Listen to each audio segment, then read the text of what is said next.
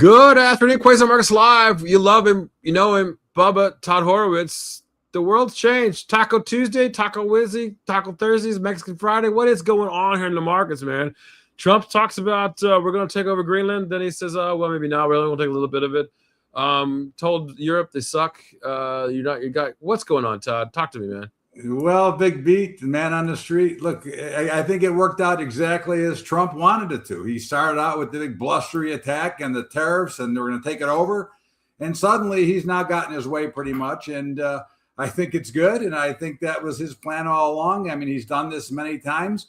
And again, I think that we're going to get, or he's going to get what he wants out of this whole deal. And I think it worked out just fine. And of course, you and I talked about this on Tuesday. We thought the markets were a buy, and since this has all happened, the markets have nothing but go straight up. Yeah, and I just was on a podcast over in Sweden, and they asked me three questions that I thought was very interesting. But the main question that they really wanted to know was, is this going to happen all the time? Is this just going to be modus operandi for the president? Do they need to be worried all the time that he's going to take over Denmark? Is he going to take over Sweden? Is he going to take over London? What? I mean, there seems to be animosity and angst in Europe now towards this administration.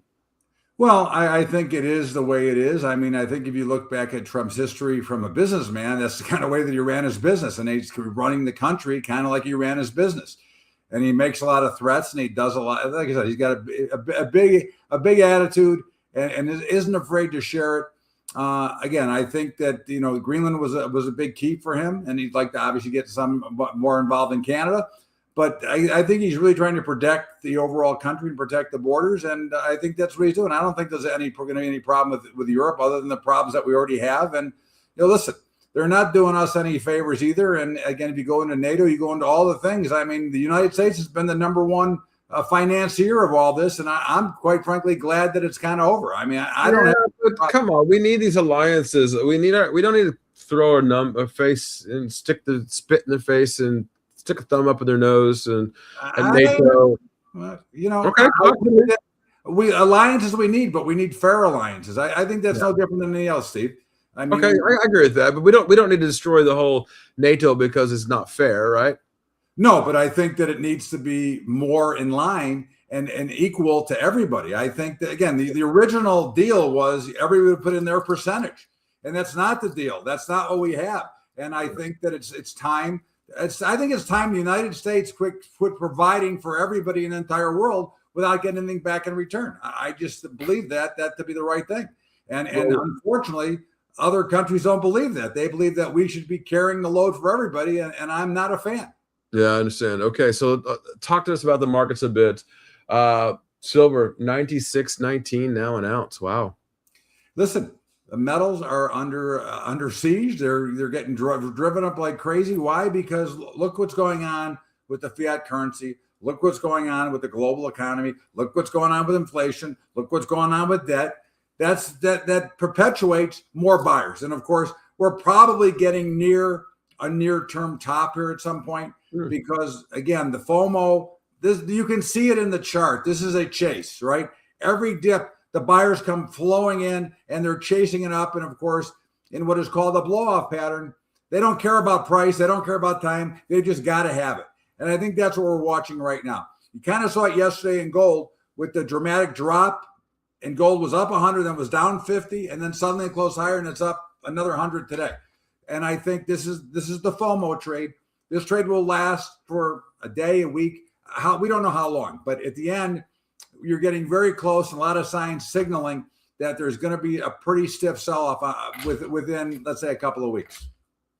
Yeah, and I'm gonna bring up a chart of silver right now so that everybody can see what we're talking about. Like a high dive. Yeah, I mean, it just doesn't make any sense. I mean, this was the craziness back in 2025. But if I pull up a monthly chart. Let's go back to 2011. We all know what happened in 2011, right? I mean, if I go back even further, this happened back picked up at CNBC in 2011 when I told Kramer he was nuts for telling me that gold was going up. Yeah, and here's the Hunt brothers, right, taking over at $50, right, when it went crazy and dropped off back to normal. Right. This is what happens, right, and it happens all the time. And right now, look at the volume on this thing over the last few weeks.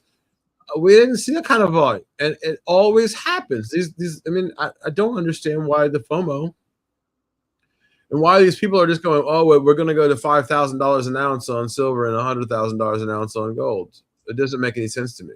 Well, you know as well as I do, Big Beat, that the media propels a lot of this. The fear of missing out obviously propels a lot of it. So you continue to have the fear trade. This is the fear trade to the upside. This is those that are afraid to miss the move. And you of course, you know, or you and I both know, that most people that are buying this right now are over leveraged, and they will not be able to sustain any bit of sell off. And as long as they keep going up, they'll be happy. But the minute they start to sell off, you're going to see the accelerate, because when you're over leveraged into a market, leverage is great when you're right and it's going in your favor. But the minute it goes against you, the numbers multiply and the panic ensues. And again, this is no different than a chart that we saw in the internet bubble in the 90s. We've seen this happen. It happens over and over again. And of course, people never learn from history that this move cannot be sustained. There's not enough money in the world to sustain the rate of change in what this silver is going up. And you can't even begin to explain to people just how nutty silver is. I mean, this volume bars here is just nuttiness. We've never seen this kind of volume coming into silver.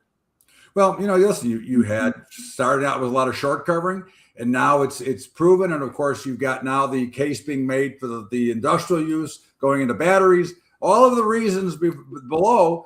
And people don't realize that there is a fair market price. I have no idea what it is right now, but there's a fair market value. There's a trading value. There's an investment value. And we're so far past all that right now. And that's only because of the parabolic way that it's going up. So you think we're overvalued, right? Yeah, I think we're overvalued right now. I think over time, value will come to the market, the usage and everything else. But at this point in time, I think we're overvalued. I sold some. Okay. I'm short some silver now. Okay. And again, I own it long term. Again, I have silver in physical silver, but the futures market, I sold some silver. Okay. I sold some physical silver because I do believe that we're extremely overvalued. I have seen this movie time and time again. Markets go straight up. You've seen it in equities. You've seen it in commodities. Listen, we just saw a year ago in the wheat market. Wheat was going up limit every day. And now wheat is 80% lower than it was last year at this time. Right. And we saw the same thing in corn. We've seen the same thing in hogs. We've seen everything. Corn was $10. Soybeans were in the 20s. Okay. Now they're $5 and in the 10s.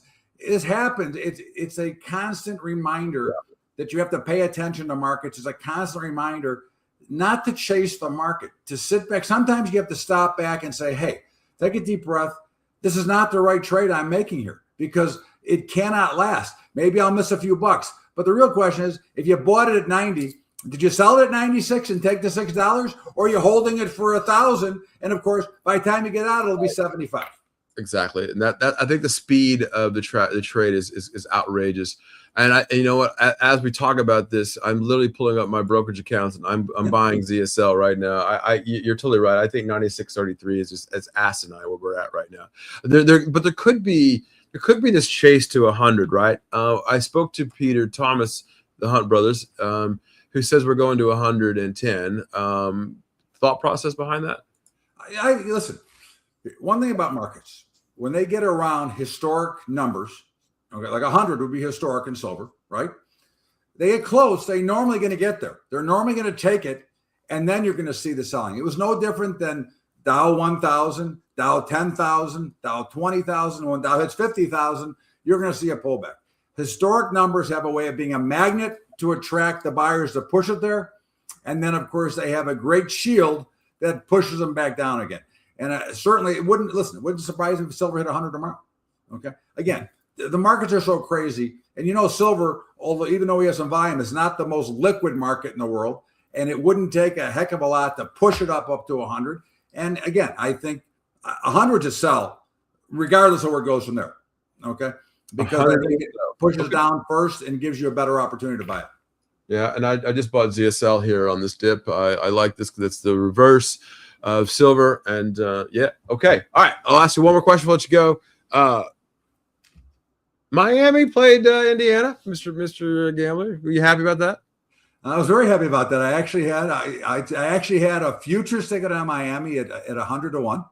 Okay. I was able to bet the money line in Indiana. And then I said, you know what? I'm going to take 8.5 with Miami. So I was able to hedge off my futures ticket and collect, and then I middled the game. So I was very happy about that result. And that's what makes us better investors and not gamblers. Even when you're gambling, you're still investing. You're still making smarter decisions. And we love that it equates our markets. All right, my man. I'll see you right back here on Tuesdays. Those of you who don't know. Great big beat man on the street. Thank you very much. Bubba's here on Tuesdays and Thursdays, books. Same time, same bad channel. See you, Todd.